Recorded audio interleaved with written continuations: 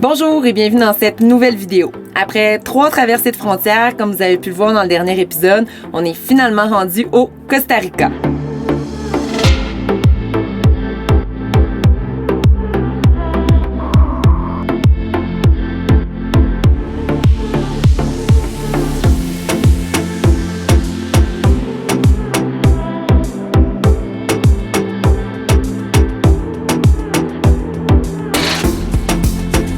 Dans la dernière vidéo, si vous vous rappelez bien, on arrivait sur une plage pour notre première nuit dans le pays.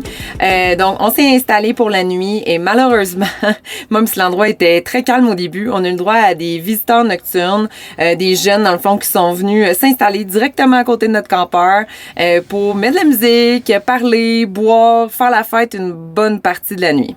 Le lendemain, on s'est donc réveillé encore fatigué. Rappelez-vous, ça fait plusieurs nuits qu'on dort plus ou moins bien, notamment à cause de la chaleur.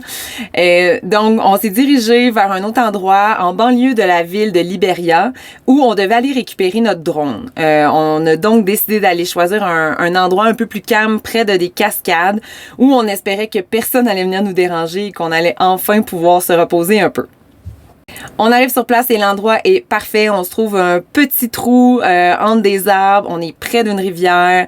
Donc, on est vraiment confortable. On passe une journée hyper agréable à aller dans l'eau pour se rafraîchir. La rivière est super belle, d'un bleu turquoise. On en profite à fond. On a acheté un ananas au El Salvador dans un petit village du sud du pays. Puis je trouve ça drôle parce qu'on l'avait pas consommé, on l'avait pas taillé. Ben là, on est au Costa Rica, fait qu'on l'a juste ramené à la maison. Le lendemain, direction la ville de Liberia pour aller récupérer notre drone et aussi aller faire des courses. Bon, on est allé récupérer notre drone au DHL à Liberia. Ça a coûté très cher, tout ça. Genre 210 $ pour se shipper notre drone parce qu'on peut pas le rentrer au Nicaragua. Fait que c'est un peu tannant. Mais bon, au moins, il a l'air sain et sauf. On est chez Walmart avec Maggie. C'est tellement cher. Mettons, un pack de 6 Heineken en bouteille, ça revient à 16,50 $ pour 6 Heineken. Ça fait cher. Puis toute la bouffe, c'est la même chose. Tous les prix sont vraiment très élevés. Dans le fond, c'est quasiment plus cher qu'au Québec à l'épicerie. Une Kit Kat à 810, ça revient à 2,13 canadiens. C'est juste une Kit Kat. Là. Le vin est extrêmement cher. Faute de pouvoir trouver du vin pas cher comme ailleurs, on est obligé de prendre des gros formats pour faire des économies d'échelle. C'est important. Ruffle original, c'est pas un très gros sac, là, on voit maman à côté. Ça revient à 7,60 pour des Ruffles originales. Une boîte de 300 grammes, c'est vraiment pas beaucoup 300 grammes. C'est 8,42 $ canadiens. Et oui, le coût de l'épicerie au Costa Rica nous a vraiment surpris. On savait que le Costa Rica allait être plus cher que les autres pays, mais disons pas à ce point-là. Mais bon, ça ne nous a pas arrêté d'aller dans une épicerie italienne qui nous avait été recommandée par une famille de Belges qu'on a rencontrés à notre arrivée au Costa Rica. L'Inde, bon fromage. Bon, c'est un peu cher par exemple ici.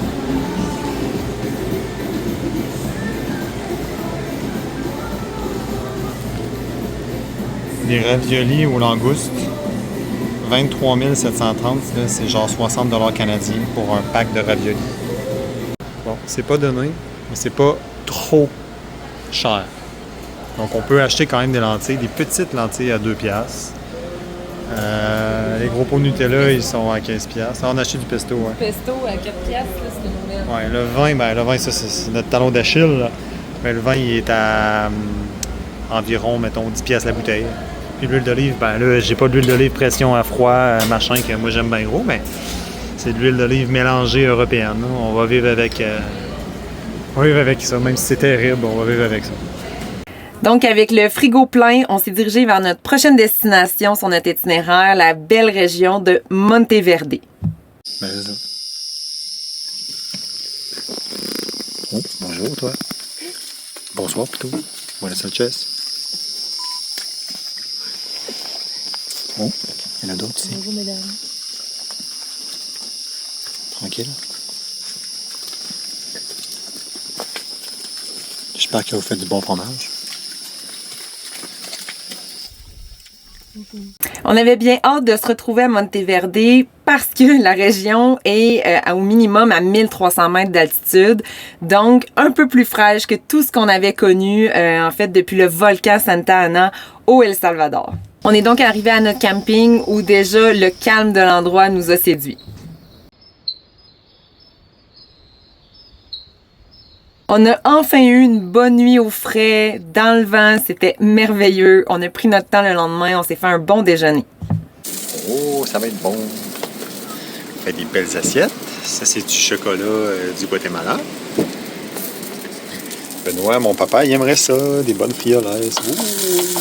La belle forêt avec les espaces non forêt où il n'y a plus de forêt, c'est du gazon, de la belle herbe, là, avec beaucoup d'humidité, des nuages. C'est un bel endroit. Bien installé. Et puis, on est parti pour une petite balade parce que l'avantage de ce camping-là, en fait, c'est qu'il y avait des sentiers de randonnée directement à côté.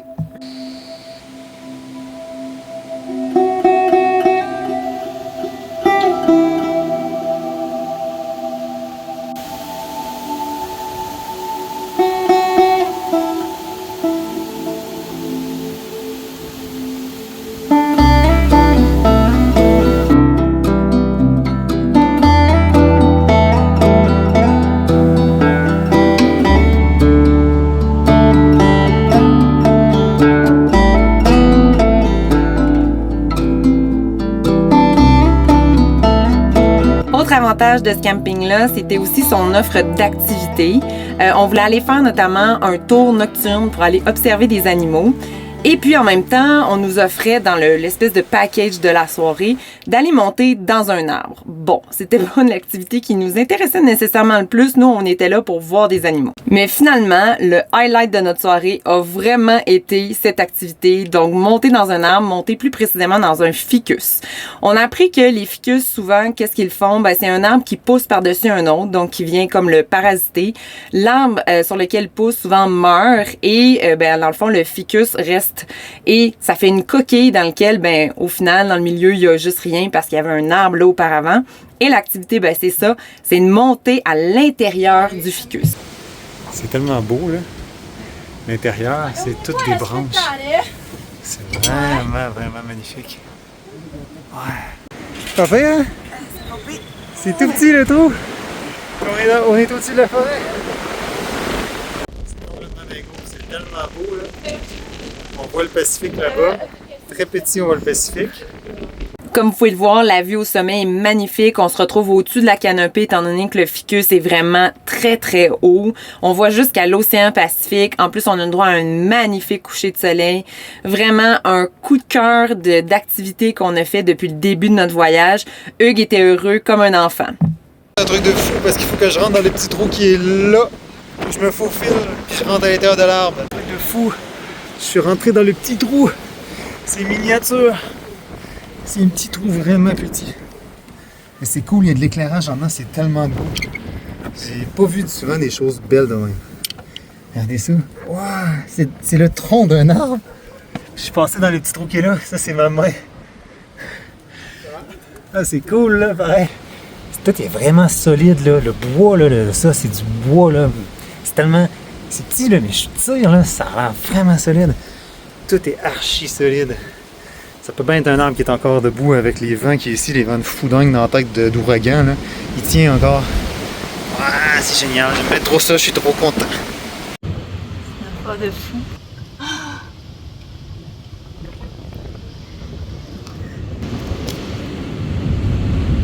Ouais, c'était vraiment cool, là. Ben, il est la grimpeuse.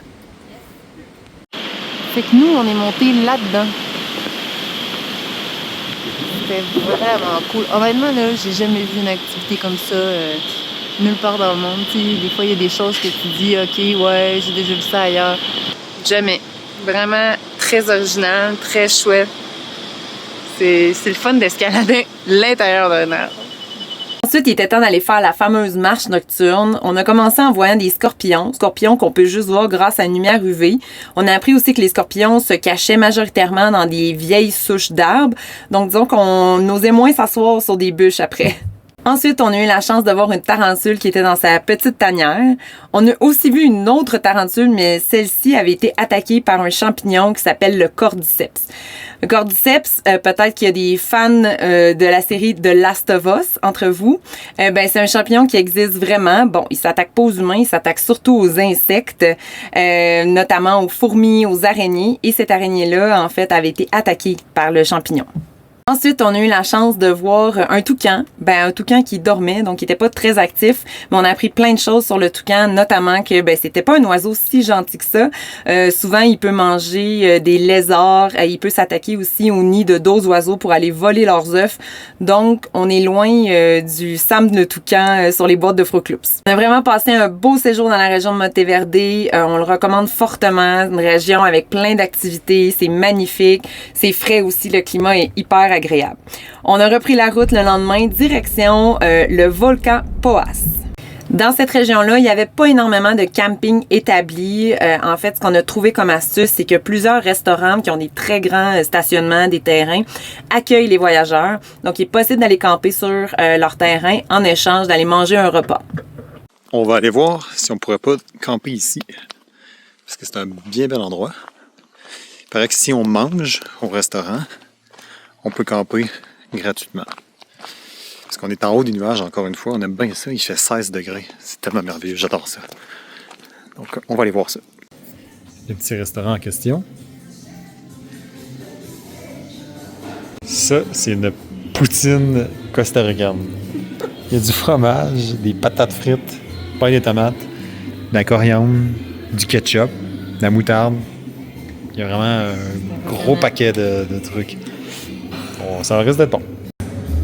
Verdict, ça goûte un mélange de poutine et de nachos mexicains. Ça goûte vraiment ça. Un petit chocolat chaud. Oui. Il fait froid après tout. On est au Costa Rica en août, on est congelé. Il fait 15 degrés dehors. Oui, comme vous pouvez le voir, on avait encore changé d'attitude. On était rendu au-dessus de 2100 mètres, donc ça commençait à être assez frisqué. Le lendemain, on se lève très tôt. L'objectif, c'est d'aller voir le volcan Poás et d'être là à l'ouverture du parc national qui ouvre à 8 heures parce que le volcan Poás a la réputation d'être souvent couvert de nuages et parfois, on arrive et on peut absolument rien voir. Après une courte marche, on arrive au cratère du volcan Poás. Et déception, malgré qu'il faisait très soleil quand on s'est levé, en arrivant, il y a plein de nuages et on voit absolument rien.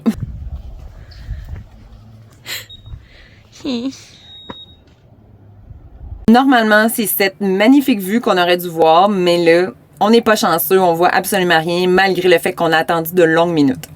Heureusement, pour nous consoler, autour du volcan, il y a des petits sentiers pour aller voir la forêt environnante qui est magnifique, soit dit en passant. Une forêt hyper dense, un peu mystique avec la brume. On a vu plein d'insectes. C'était quand même bien, ça nous a consolés. Une grosse pétassite. C'est comme du carton, genre. Puis quand ça pousse... Ça ressemble à... une tête d'alien. Après cette décevante visite, on a redescendu du volcan et on avait vu partout que dans la région où il se faisait des fraises, à cause que c'est une région volcanique, on dirait que la production de fraises était vraiment très très bonne. Donc on a décidé de faire un arrêt gourmand, on s'est acheté des fraises et du bon fromage. Les fraises du volcan Poás avec du camembert du Costa Rica. Ça fait longtemps qu'on a eu du bon fromage. On s'est permis un petit arrêt resto en chemin. Et honnêtement, partout où on arrête au Costa Rica, dans les restaurants, la nourriture est vraiment bonne. Ça a fait beaucoup de bien. Parce que, disons, à partir du Guatemala, on était moins gâtés gastronomiquement. Il y a un pont qui était identifié sur Google Maps. En tout cas, on a vu du monde qui l'avait identifié. Il y a des crocodiles en bas. Puis... petite marche, on s'est parqué sur le bord de la route là. Petite marche, mais on voit qu'on est dans la forêt tropicale humide là, à 100%. Là. Il y a de l'eau et des nuages partout. Fait qu'eux autres, ils chillent juste en dessous d'un pont où il y a crissement du monde qui passe. Je sais pas s'ils trouvent ça bruyant. C'est un gros monsieur. Ben, une grosse madame. On s'est finalement dirigé vers un Airbnb qu'on avait loué pour être près de la plage et pour être capable de dormir. Rappelez-vous l'humidité. Donc, on s'est installé tranquillement et l'endroit était super. On avait vue sur une piscine et sur la mer. Notre petite chambre pour 2 jours. On a une terrasse. Notre terrasse, c'est ici.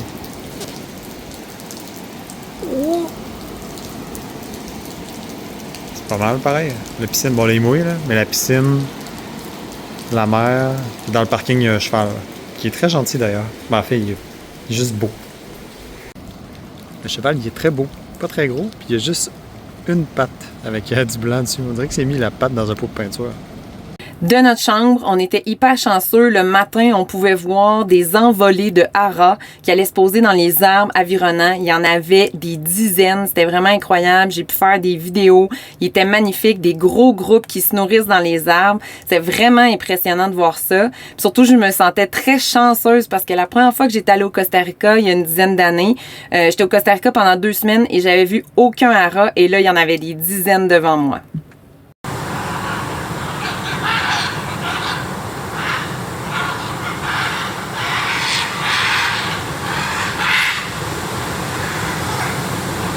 Autre chose qui était bien du Airbnb où on était, c'est qu'ils prêtaient des planches de bodyboard.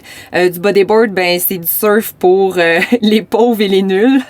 C'est très facile à, disons, masteriser en à peine quelques minutes. On se met sur une planche, on prend une vague, puis on se laisse porter jusqu'au rivage. C'est vraiment super le fun. Puis Hugues, t'es prêt? Je suis prêt. T'en vas faire quoi, là? On va faire du bodyboard. Je suis vraiment pas bon là-dedans, j'en ai jamais fait. C'est pas grave, c'est le fun. Je vais rien faire. Pas grave. On va essayer de pogner des belles vagues. Comme vous pouvez voir, Hugues avait amené la GoPro sur sa tête pour qu'on prenne des shots de nos prouesses sur la planche. Mais on a eu une petite mésaventure. Bon, ben, petite mésaventure. On jouait dans l'eau comme 2 enfants avec nos planches, puis on avait amené la GoPro pour se filmer. Ben, ce qui devait arriver arriva. Hugues il a pogné une vague, puis la vague était vraiment une grosse vague, puis elle est arrivée par-dessus la tête. La GoPro était sur sa tête avec l'élastique qui est fait pour ça, qui est fait pour rester quand même bien en place, mais la vague était tellement puissante que la GoPro est partie. Là, ben, elle est dans les vagues. Puis impossible de retrouver ici. Les vagues sont quand même vraiment puissantes. La plage est immense. Puis l'eau est pas d'un bleu translucide non plus, fait que je suis jamais capable de la retrouver, malheureusement. Et oui, on l'a perdu, on a tenté de la retrouver, même que le soir, on est retourné à marée basse, on a vraiment passé la plage au peigne fin, puis on n'a absolument rien trouvé, on était quand même assez triste, mais bon, c'est la vie. Le lendemain, direction le parc national de Marino Balena, un parc où il y a une immense plage où on peut aller se baigner, aussi où il y a autour une forêt où on peut aller se promener, où il y a plein d'animaux, dont des singes, des paresseux, des oiseaux. La forêt environnante est vraiment magnifique, c'est super agréable de se promener. La plage aussi est vraiment belle, très photogénique et on passe vraiment un super bon moment. On est au parc national Marino Balena. Qui est reconnu dans le fond parce que sa pointe de plage ressemble à une baleine. Puis là, la mer est monte. Très cool parce qu'il y a comme 2 courants qui se rencontrent.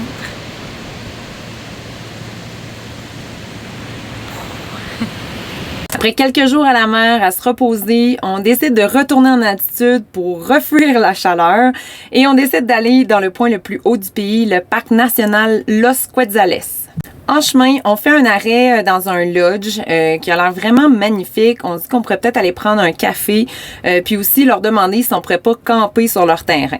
Un nouveau lodge en montagne qui est ouvert. On arrive, puis ils disent on vient juste de terminer la construction. 3000 mètres des montagnes. Bon, peut-être 2008 ici, là, on a descendu un petit peu. C'est tellement tranquille. C'est un lodge pour voir des animaux, puis observer les fleurs. Il y en a mis vraiment beaucoup d'ailleurs. Puis sont vraiment très belles les fleurs. Et il y a ceux-là aussi, à terre. Moi je voyais juste les gros choux, mais finalement ils ont vraiment des belles... Ils sont super belles. Les couleurs. L'endroit est magnifique et a la particularité qu'ils ont un immense jardin où ils déposent des fruits et de la nourriture pour attirer les différents types d'oiseaux de la région.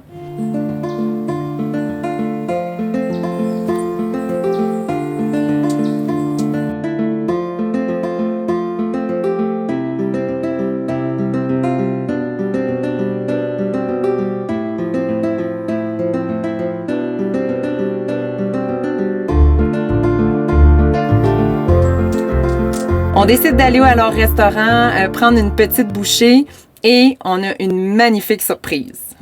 Petit hôtel et ça fait depuis le Costa Rica qu'on veut voir des oiseaux quetzal. Oiseaux sacrés pour les Mayas et les Aztèques et petit lodge dans les montagnes à 2000 quelques mètres, dans l'habitat du quetzal. Il en reste très peu ici. Et on est vraiment chanceux parce que Maggie, on était au restaurant, elle s'est tournée la tête et elle a vu un quetzal. Et là, heureusement, elle avait son appareil photo, donc elle est sortie.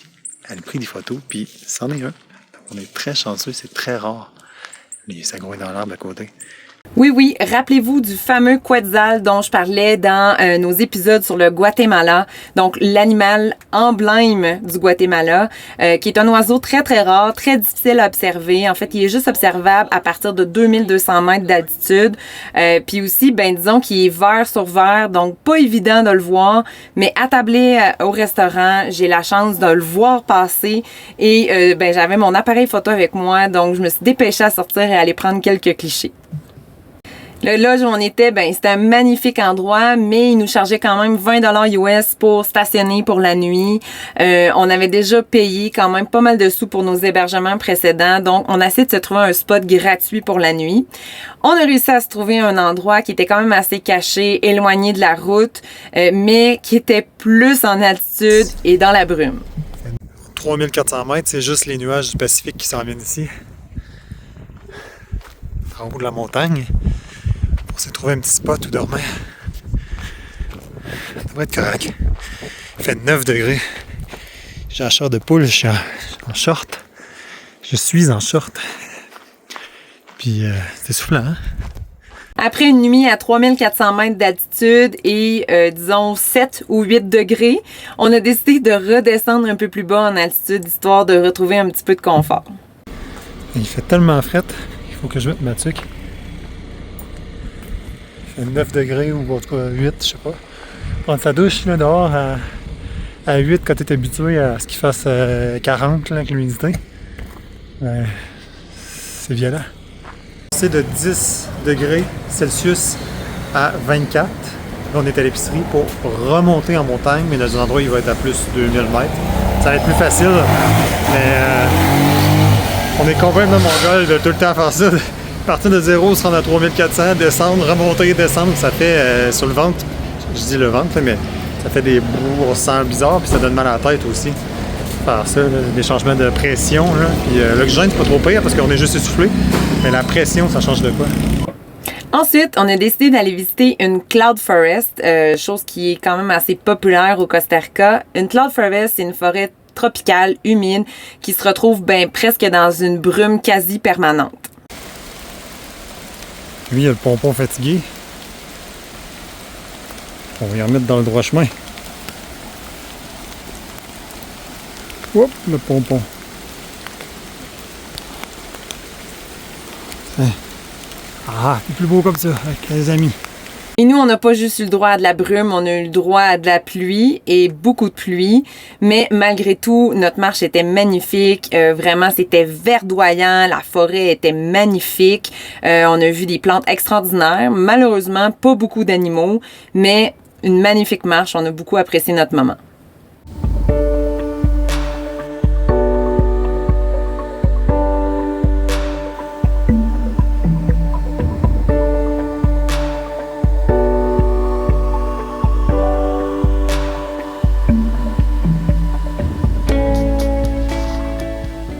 Voilà, c'est tout pour aujourd'hui. Dans la prochaine vidéo, on termine nos aventures au Costa Rica et on se dirige vers le Panama, où on se prépare à envoyer notre véhicule par bateau direction l'Amérique du Sud. On reçoit de la visite spéciale du Québec.